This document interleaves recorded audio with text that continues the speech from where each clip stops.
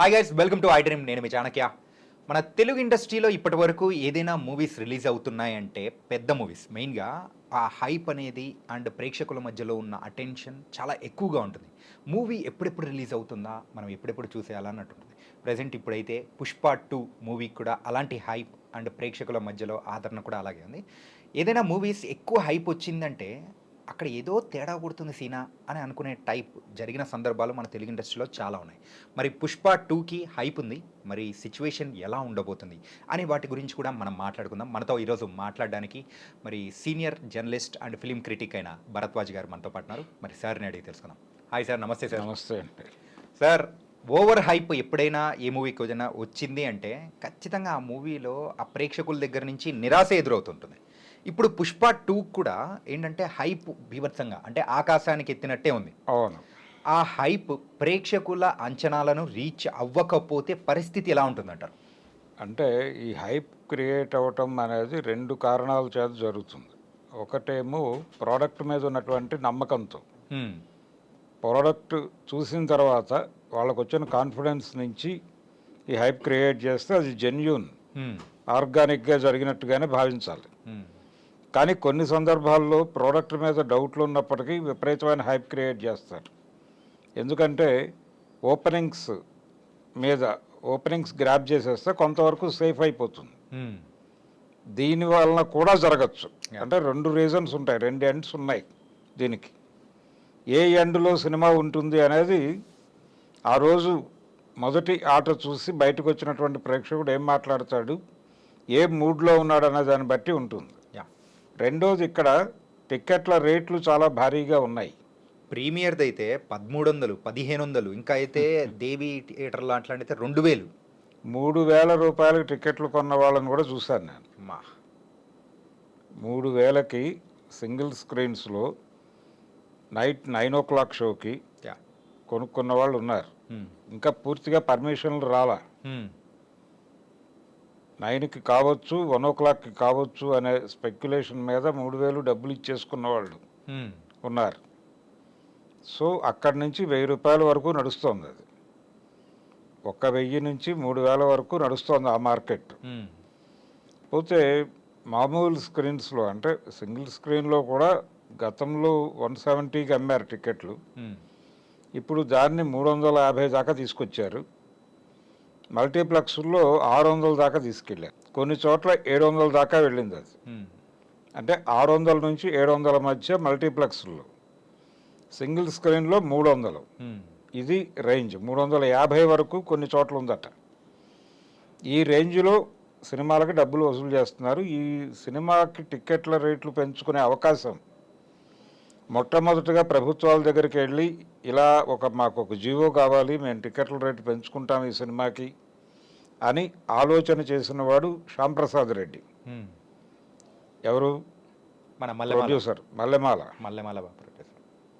ఆయన అంజీ సినిమా టైంలో ఈ మాట మొదటిసారి అన్నాడు.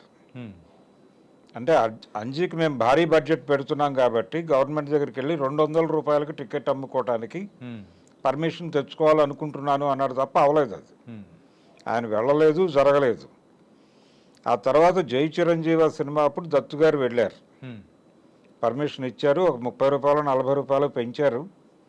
ఆ సినిమా వర్కౌట్ అవ్వలేదు. ఆ తర్వాత ఎప్పుడైతే బిగ్ బడ్జెట్ సినిమాలు వచ్చాయో ప్రతి సందర్భంలోనూ హీరో, ప్రొడ్యూసరు, డైరెక్టరు కలిసి ముఖ్యమంత్రి గారిని కలవటము, ఆ జీవో మీద సంతకం పెట్టించుకోవడం జరుగుతోంది. ఈ ప్రాసెస్ మనకి బాహుబలి దగ్గర నుంచి సీరియస్గా కనిపిస్తుంది. ఇలా ప్రతి పెద్ద ప్రాజెక్టు రాష్ట్రం విడిపోయిన తర్వాత ఇరు రాష్ట్రాల ముఖ్యమంత్రుల్ని కలవటం, టిక్కెట్ల రేట్లు పెంపు గురించి మాట్లాడుకోవడం జరుగుతోంది. ఇప్పుడు పుష్పకి సంబంధించి కొంచెం ఎక్కువే పెంచారు. గతంలో ఎన్నడూ లేని రేంజ్కి వెళ్ళారు. ఇక్కడ ఒక మాట వస్తుంది బయట నుంచి, అంటే దీని మీద క్రిటిసిజం ఉంది. బాయ్కాట్ పుష్ప అనేటువంటి ఒక క్యాంపెయిన్ నడుస్తోంది. అవును, ట్విట్టర్లో అదైతే కొంచెం ట్రెండ్ అవుతుంది. కారణం ఏంటంటే రేట్లు పెంచి అమ్ముకోవడం ఏమిటి అంటే అధికారికంగా బ్లాక్ అమ్ముతున్నారు మీరు, ప్రభుత్వాలు జీవోలు ఇచ్చి మరీ బ్లాక్ అమ్మిస్తున్నాయి అంటున్నారు. అంటే గతంలో బ్లాక్ మార్కెటింగ్ ఉండేది, బ్లాక్ టికెట్లు అమ్మేవాళ్ళు థియేటర్ల దగ్గర. అవి బీభత్సమైన రేట్లకు అమ్మిన సందర్భాలు ఉన్నాయి. అంటే చాణక్య చంద్రగుప్త అనే సినిమా ఉంది, ఎన్టీఆర్ బ్యానర్లో వచ్చిన సినిమా అది. ఆ సినిమాకి 77లో వచ్చింది అది. అప్పటికి నాగేశ్వరరావు గారు రామారావు గారు కలిసి నటించడం మానేసి చాలా రోజులైంది. గ్యాప్ తర్వాత ఆ సినిమా చేశారు. ఆ సినిమా టైంకి బాల్కనీ టికెట్ ₹2.30. ఆ ₹2.30 టికెట్ని చాలా సెంటర్లో ₹150 అమ్మారు. ₹150 ఆ రోజున. ₹2 ఎక్కడ సార్, అది ₹150. బ్లాక్ అమ్మారు, కొనుక్కున్నారు జనాలు. అంటే అభిమానుల మధ్య యుద్ధం, ఎవరు ఎలా చేశారో చూడాలనేటువంటి క్యూరియాసిటీ, తక్కువ థియేటర్లు, దీంతో జనాలు ఎగబడ్డారు, దాన్ని సొమ్ము చేసుకున్నారు. అదే జరుగుతుంది ఎప్పుడైనా. ఇప్పుడు ఈ క్రేజ్ని క్యాష్ చేసుకోవటం అనేది చూస్తున్నాం మనం. అయితే అప్పుడు బ్లాక్ మార్కెట్ విడిగా నడిచింది, కొంతమంది టికెట్లు అమ్మేవాళ్ళు థియేటర్ల దగ్గర. ఇప్పుడు అధికారికంగానే జీవోలు ఇచ్చి బ్లాక్ మార్కెటింగ్ జరుగుతోంది అనేది ఒక విమర్శ ఉంది. అయితే మనం మార్కెట్ ఎకానమీలో ఉన్నాం. గతంలో ఒకసారి టికెట్ల రేట్లు పెంపు విషయంలో ఆంధ్రప్రదేశ్ ప్రభుత్వం, అప్పటి ప్రభుత్వం టికెట్ల రేట్లు పెంచుకోవటానికి వ్యతిరేకంగా స్పందించినప్పుడు పవన్ కళ్యాణ్ గారు ఒక ప్రీ రిలీజ్ ఈవెంట్లో మాట్లాడుతూ టికెట్ల రేట్లు పెంచుకోవటానికి ఎందుకు అనుమతి ఇవ్వరు, డిమాండ్ అండ్ సప్లై అనే సిద్ధాంతం ప్రకారం టిక్కెట్ల రేట్లు పెంచుకోవడానికి మాకు అవకాశం కల్పించాలి అని మాట్లాడారు ఆయన. ఇప్పటికీ ఆ వీడియో అవైలబుల్గానే ఉంది యూట్యూబ్లో. కాబట్టి అదే సిద్ధాంతం ప్రకారం ఇప్పుడు టిక్కెట్ల రేట్లు పెంచుకోవడానికి మేము అనుమతించామంటారు ప్రభుత్వాలు. అంటే ఇంతమంది అభిమానులు, అంటే మార్నింగ్ షోకి కానీ ఈ ప్రీమియర్స్కి కానీ ఎవరు వెళ్తారు? అంతంత టిక్కెట్లు, ఆ రేట్లు పెట్టి టిక్కెట్లు ఎవరు కొంటారు? అభిమానులే కొంటారు, మెయిన్గా ఫ్యాన్స్. ఈ అభిమానుల్ని కోసుకు తినేస్తున్నారా హీరోలు అనే ఒక ప్రశ్న కూడా రైజ్ అవుతోంది. అంటే ఈ టిక్కెట్ల రేట్లు ఈ రేంజ్లో డబ్బులు పెట్టడానికి వాళ్ళు ఏం చేయడానికన్నా సిద్ధపడిపోయే పరిస్థితి ఈ మేనియాలో. సో ఈ టిక్కెట్ల రేట్లు పెంపు మీద ఒక గొడవ జరుగుతోంది పుష్పకి సంబంధించి. ఈ టిక్కెట్ల రేట్లు ఈ లెవెల్లో బుక్ అవడానికి కారణం దాని మీద క్రియేట్ చేసినటువంటి మేనియా. అంటే ఇది మీరు అన్నట్టు సెల్ఫ్గా క్రియేట్ అయిన హైప్ కాదనుకోవచ్చా? క్రియేట్ చేశారు కదా, దాని మీద ఒక ప్రోగ్రామ్ జరిగింది, కోట్ల రూపాయలు ఖర్చు అయినాయి దానికి. ఏది ఊరికనే జరగదు. ఓకే, మీకు పాట్నా ఈవెంట్ ఒక ఫీవర్ క్రియేట్ చేయగలిగింది కదా. ఆ ఫీవర్ క్రియేట్ చేయడానికి ఎంత ఖర్చు పెట్టి ఉంటారు వాళ్ళు, ఎంత కష్టపడి ఉంటారు.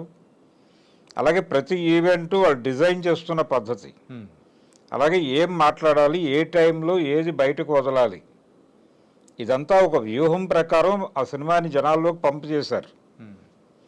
తొలి దశలో ఆ సినిమాకు సంబంధించి ఏ రకమైన ఇది ఇవ్వటం లేదు, హైప్ క్రియేట్ చేయటం లేదు అని అభిమానులు గగ్గోలు పెట్టారు.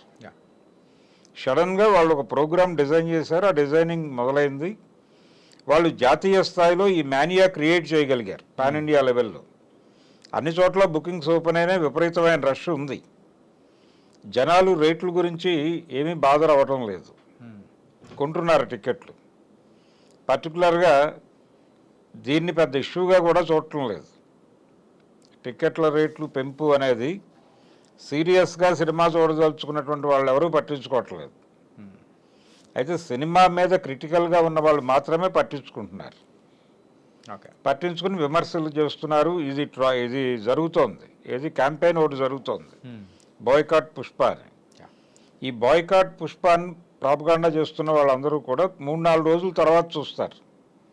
అప్పటికి రేట్లు తగ్గచ్చు, లేదు టికెట్ల అవైలబిలిటీ పెరగచ్చు, ఏదైనా జరగచ్చు. వాళ్ళొక రేట్ కార్డ్ అనేది కూడా ఇచ్చారు సార్. ఏంటంటే ప్రీమియర్స్కి ఇంత కాస్ట్ ఉంటుంది, ఫస్ట్ 1 to 4 అంటే డేస్లలో ఇంత కాస్ట్, 4 to 8 డేస్లో ఇంత కాస్ట్, తర్వాత ఇంత అని చెప్పి. అవును, అదే రేట్ కార్డ్ మొదటి నుంచి ఉంది. అది 1 వీక్ ఇచ్చేవాళ్ళు ఒక దశలో 2 వీక్స్కి ఇస్తున్నారు.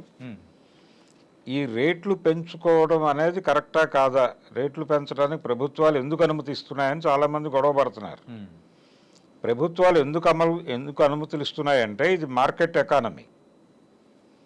మార్కెట్ ఎకానమీలో ప్రో మార్కెటే ఉంటుంది గవర్నమెంట్ కూడా. ఓకే, ఖచ్చితంగా. అందుకని ఈ కోట్లాది మంది అభిమానులనండి ప్రేక్షకులనండి వీళ్ళ గురించి పట్టించుకోదు ప్రభుత్వం. ఓకే. కార్పొరేట్లని ఫెసిలిటేట్ చేయటమే ప్రభుత్వాల టార్గెట్గా మారిపోయిన ప్రపంచంలో ఉన్నాం మనం. అందుకని ఖచ్చితంగా టికెట్ల రేట్ల పెంపుకు అనుమతులు వస్తాయనుకున్నాం, అదే వచ్చింది. సార్ ఇలాంటి సందర్భాల్లో అంత కాస్ట్ పెట్టి టికెట్ కొన్న తర్వాత థియేటర్లోకి వెళ్ళి ఏదన్నా పాయింట్ వాళ్ళకు అంచనాలకు మీట్ అవ్వకపోతే బయటికి వచ్చి మాట్లాడే సందర్భాలు ఎలా ఉంటాయో మనం చూస్తూ ఉన్నాం. అంటే అన్నీ బాగున్నా కానీ ఏదో ఒక పాయింట్ తగ్గిందని చెప్పేసి వచ్చి మాట్లాడే వాళ్ళు ఉంటారు కదా, వైలెంట్ గా ఉంటుంది, చాలా ఉంటుంది. ఏంటంటే అంత డబ్బులు ఖర్చు పెట్టి పోయాం కానీ మాకు ఆ ఎంటర్టైన్మెంట్ ఇవ్వలేదు అని. ఇప్పుడు ఆ లెవెల్లో టికెట్ కొనాలంటే ఎక్స్పెక్టేషన్స్ ఏ లెవెల్లో పెంచాలి, అది పెంచేశారు. ఓకే. ఇంత ఎక్స్పెక్టేషన్స్తో థియేటర్లోకి వెళ్ళిన ప్రేక్షకుడిని సాటిస్ఫై చేయాలంటే సినిమా ఏ లెవెల్లో ఉండాలి, దానికి ఏమాత్రం తగ్గినా ఖచ్చితంగా గొడవ అవుతుంది. గొడవ అంటే బయటకు వచ్చి మాట్లాడేటప్పుడు భాషలో తేడా వస్తుంది. రెండవది, ఇప్పుడు ప్రతి ఒక్క ప్రేక్షకుడు రివ్యూలు రాయక్కర్లేదు ఎవరు, ప్రతి ఒక్క ప్రేక్షకుడు ఏదో ఒక సోషల్ మీడియా ప్లాట్ఫామ్లో మెంబర్ అయి ఉన్నాడు. సినిమా తనకు ఇబ్బంది కలిగించిన మరుక్షణం ఫోన్ తీసి నేను ఇంత నష్టపోయాను అని ఒక వాక్యం కొట్టేసి దానిలో అలా అంటాడు. అతని వేలు బయ్యర్ ఫేట్ని డిసైడ్ చేస్తుంది. అది ఇమ్మీడియట్గా జనంలోకి వెళ్ళిపోతుంది. వెళ్ళిపోయిన మరుక్షణం బాక్స్ ఆఫీస్ దగ్గర దాని రిజల్ట్ కనిపిస్తుంది. ఈ అతి అంచనాల వలన దెబ్బతిన్నటువంటి సినిమాలు కూడా ఉన్నాయి. అందుకనే కొంతమంది డైరెక్టర్లు వ్యూహాత్మకంగా సినిమా మీద ఎటువంటి అంచనాలు క్రియేట్ చేయకుండా థియేటర్లోకి వచ్చిన ప్రేక్షకుడిని సర్ప్రైజ్ చేద్దాం అనుకుంటారు. కానీ ఇది మార్కెట్ ఓరియంటేషన్తో తయారైనటువంటి ప్రోడక్ట్. ఓకే. అందుకని వీళ్ళు నెమ్మదిగా సినిమా మీద విపరీతమైన అంచనాలు పెంచారు. ఏ లెవెల్ అంచనాలు పెంచారంటే అంచనాలు పెంచడం కోసం వాళ్ళు మాట్లాడిన మాటలు భాష చూస్తే భయమేస్తుంది. ఈ సినిమా తేడా అయితే నేను చొక్కా విప్పి నడుస్తూ వెళ్ళిపోతాను అన్నాడు ఆయన, అల్లు అర్జున్. అంటే ఏ లెవెల్ స్టేట్మెంట్ అది, చాలా బిగ్, అంతటి బిగ్ స్టార్ ఇంత బిగ్ లెవెల్ మాట అన్నాడు అంటే అది కాన్ఫిడెన్స్, ఎంత కాన్ఫిడెన్స్ ఉండొచ్చు ఆ ప్రోడక్ట్ మీద అని అనుకోవచ్చు. మొత్తం ఆ సినిమా చూడాలనుకుంటున్న వాళ్ళలో కాన్ఫిడెన్స్ని పీక్స్కి తీసుకెళ్తుంది. దాంతో వెళ్ళిపోయి 3,000 రూపాయలైనా కొనేస్తున్నారు టికెట్లు ఆ నమ్మకంతో. ప్రోడక్ట్ మీద ఇప్పుడు విపరీతమైన నమ్మకాన్ని క్రియేట్ చేశారు. ఆ నమ్మకం సొమ్ముగా ట్రాన్స్ఫర్ అవుతుంది. ఈ ఫేజ్ అయిపోయింది. టికెట్లు సక్సెస్ఫుల్గా అమ్మేసుకోగలిగారు వాళ్ళు. రికార్డు స్థాయిలో బాలీవుడ్లో ఎక్కువ అమ్ముడుపోయినాయి టికెట్లు. ఇప్పుడు హిందీ బెల్ట్లో కంపారిటివ్ సౌత్ నార్త్లో విపరీతంగా టికెట్లు వెళ్ళిపోయినాయి. అయితే డబ్బులు ఎక్కువ వచ్చినాయి ఇక్కడ డబ్బులు ఎక్కువ రావడానికి కారణం టికెట్ల రేట్లు పెంచి అమ్మారు, అక్కడ పెంచలేదు. అక్కడ కొన్ని ప్రాంతాల్లో పెంచారు తప్ప అన్ని ప్రాంతాల్లో ఒకేలా పెంచలేదు. అందుకని కంపారిటివ్గా తేడా ఉంది రెండు చోట్లకి. ఓకే. కానీ టికెట్ల వరకు చూసుకుంటే అక్కడ ఎక్కువ టికెట్లు తెగినాయి పుష్ప 2కి. హిందీ బెల్ట్లో పుష్ప 1 కూడా మంచి రిజల్టే సంపాదించుకుంది కంపారిటివ్గా ఇక్కడ నుంచి కంపేర్ చేస్తే. ఓకే. సౌత్తో కంపేర్ చేస్తే నార్త్లో మంచి పేరు వచ్చింది దానికి. తెలుగులో డివైడ్ టాక్ వచ్చింది. పుష్ప మూవీ అనేది కంపేర్ టు మన తెలుగులో హిందీలో బాగా ఆడింది. అవును. సో మన తెలుగు విషయానికి వచ్చేటప్పటికి బిజినెస్ పరంగా కూడా 15 కోట్లు నష్టపోయారు అని చెప్పేసి కూడా ఆ మూవీ మేకర్స్ అనేది కూడా తెలియజేశారు. అవును. ఆ మూవీని కాపాడింది ఏదైనా ఉందంటే ఫస్ట్ పార్ట్లో హిందీ బెల్టే. కానీ ఇప్పుడు అలాంటి మూవీ ఇంత హైప్తో సో మన తెలుగు ప్రేక్షకులు ఎంతవరకు ఆదరించే అవకాశాలు ఉంటాయంటారు? ఆ రోజున అంచనాలు వేరు, ఈ రోజున అంచనాలు వేరు. ఇది పీక్స్కి వెళ్ళిపోయిన పరిస్థితిలో ఒక మానియా క్రియేట్ చేసి దాన్ని ఇప్పుడు ప్రేక్షకులను థియేటర్ల వైపు తోలుతున్నారు. అది నడుస్తోంది. ఇప్పుడు బయటకు వచ్చిన ప్రేక్షకుడు ఏం మాట్లాడతాడు అనేది చూడాలి. అంటే ఆ రియాక్షన్ మీద వీళ్ళందరి భవిష్యత్తులో ఆధారపడి ఉన్నాయి, బయ్యర్ భవిష్యత్తు. ఆ రోజున లాస్ వచ్చిన ప్రొడ్యూసర్లను వాళ్ళు చూసుకున్నారు. అంటే లాస్ వచ్చినటువంటి బయ్యర్ని ప్రొడ్యూసర్ చూసుకున్నాడు. ఓకే. అయితే ఇక్కడ ఏమైంది, ఎప్పుడైతే హిందీ బెల్ట్లో బెటర్ రిజల్ట్ వచ్చిందో దాని ప్రభావం ఇక్కడ రన్ మీద పడింది. రన్ మీద పడి నెమ్మదిగా పెరిగింది. ఇక్కడ వెరీ మార్నింగ్ షోకి డివైడ్ టాక్తో మొదలై నెమ్మదిగా స్థిరపడి సెటిల్డ్గా నడిచింది. దాంతో తక్కువ నష్టాల్లో బయటపడ్డారు బయ్యర్లు. ఓకే. ఆ కొద్దిపాటి నష్టాలని వాళ్ళు భర్తీ చేశారు, అయిపోయింది. ఫ్రెండ్లీ కాంపిటీషన్లో నడిచిపోయింది. వీళ్ళకి ఇతర ప్రాంతాల్లో డబ్బులు వచ్చినాయి బాగానే, హిందీ బెల్ట్ నుంచి వచ్చినాయి. అలాగే సౌత్ ఇండియన్ మార్కెట్ కూడా టోటల్గా బాగాలేదు అనేది కరెక్ట్ కాదు, కానీ కొన్ని ప్రాంతాల్లో బాగానే కలెక్ట్ చేయగలిగింది అది. ఓకే. కేరళ నుంచి బాగానే వచ్చింది, కర్ణాటక నుంచి బాగానే వచ్చింది, తమిళనాడులో కొంచెం తగ్గింది, ఇలా నడిచింది. తెలంగాణలో బాగుంది, ఏపీలో కొంచెం తగ్గింది కంపారిటివ్గా. ఆ ఏపీ వరకు వీళ్ళు మేనేజ్ చేశారు, వర్కౌట్ అయిపోయిన ప్రోడక్ట్ బయటపడిపోయారు. హిందీ బెల్ట్ క్రియేట్ చేసినటువంటి ఒక సక్సెస్ఫుల్ వే అది వీళ్ళని ఈ లెవెల్లో తీయటానికి ప్రేరేపించింది. అందుకని ఈ రేంజ్లో వెళ్ళిపోయారు. అంటే జాతీయ మార్కెట్ మన కోసం రెడీగా ఉంది, సో ఆ మార్కెట్ కోసం సినిమా చేయాలి అనే ఉద్దేశంతోనే వీళ్ళు ఇంత టైం తీసుకుని దాన్ని డిజైన్ చేశారు. ఈ బడ్జెట్ వర్కౌట్ అవ్వాలంటే ఈ లెవెల్లో చేయాలి. వాళ్ళు చేసినటువంటి ప్రమోషనల్ యాక్టివిటీస్కి మొత్తానికి వడ్డీతో సహా వసూలు చేసే ప్రోగ్రామ్ ఇది. అందుకని ఈ రేట్లు పెడితే తప్ప వర్కౌట్ కాని పరిస్థితి. అందుకని ఈ లెవెల్కి వెళ్ళారు. ఇది ఎక్స్పెక్ట్ చేసిందే, ఈ రేంజ్లో రేట్లు ఉంటాయని. దీనికి ప్రభుత్వాలు అనుమతిస్తాయా ఇవ్వవా అని చర్చ జరిగింది. ప్రభుత్వాలు అనుమతిస్తాయా అనే విషయం నాకు అప్పుడే తెలుసు, అదే జరిగింది. ఓకే. ఎందుకంటే ఇది ప్రో మార్కెట్ గవర్నమెంట్లు కాబట్టి ఖచ్చితంగా ఆమోదిస్తాయి. ఆ రోజున ఏపీలో అనుమతించకపోవడానికి పొలిటికల్ గొడవ ఉంది అక్కడ, అది కొంత ఇబ్బంది పెట్టింది అనే వాతావరణం కల్పించింది. కానీ వాంటెడ్గా వాళ్ళు ఒక మాట చెప్పారు, సామాన్యుడు కూడా సినిమా చూడాలి కదా అని. ఒకవైపు థియేటర్లు మోర్ ఎక్స్పెన్సివ్గా మారినాయి.